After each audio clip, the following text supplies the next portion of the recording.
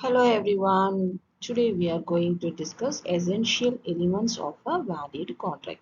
In order for a contract to be valid, there are several essential elements that must be present. Let's explore each of them in detail. The first element is offer and acceptance. What is offer? An individual or entity must make a clear and definite proposal or offer to create a contract. Then, what is acceptance? The offer must be accepted by another party, indicating their willingness to be bound by the terms of the contract. Both parties must understand and agree to the same terms and conditions of the contract. The second essential element is intention to create legal relations. The first point is legal intent. Both parties must have a genuine intention to create a legally binding agreement. The second point is certain relationships such as family or social may not have an intention to create legal relations. For example, Balfour versus Balfour, the year 1990. The third point is commercial transaction. In business transactions, there is a presumption of intention to create legal relation. For the best example is a Rose and Frank Company versus Corruption Bros 1925. The third element is lawful consideration. The first point is consideration refers to something of value that is exchanged between the parties to a contract. In simple words, it means something in return. The second point is there must be a mutual exchange of promises or actions that benefits both the parties. Then third point is consideration need not necessarily be in cash or kind. It may be an act or abstinence or promise to do or not to do something.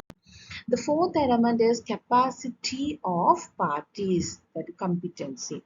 The in parties must have the legal capacity to enter into a valid contract, such as being of sound mind and not a minor under section 11 and 12. The second point is the consent of each party must be voluntary and not obtained through minority, lunacy, then drunkenness or undue influence. Then fifth, the essential element is free and genuine consent. First point is mistake. The contract must not be based on a mistake made by one or both parties.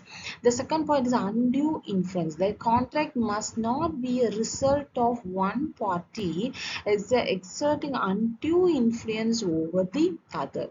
The contract must not be entered into based on fraudulent misrepresentation or concealment of material facts.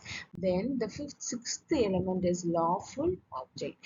A contract must have a lawful object, meaning that the purpose or subject matter of the contract must not be illegal, immoral, against public policy under section 23. Then the seventh element is agreement not declared void. The agreement must not have been expressly declared void by law in force in the country under section 24 to 30 and 56.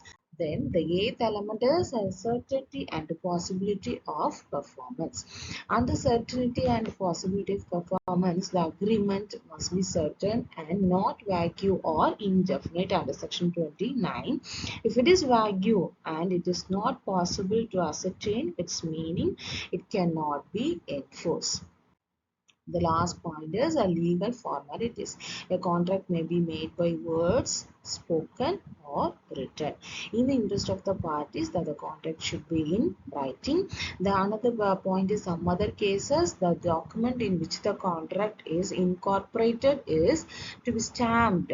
Then another point is some other cases the contract besides being a written one has to be registered. There is a statutory requirements that a contract should be made in writing or in the presence of witnesses or registered. The required statutory formalities must be complied under section 10 para 2.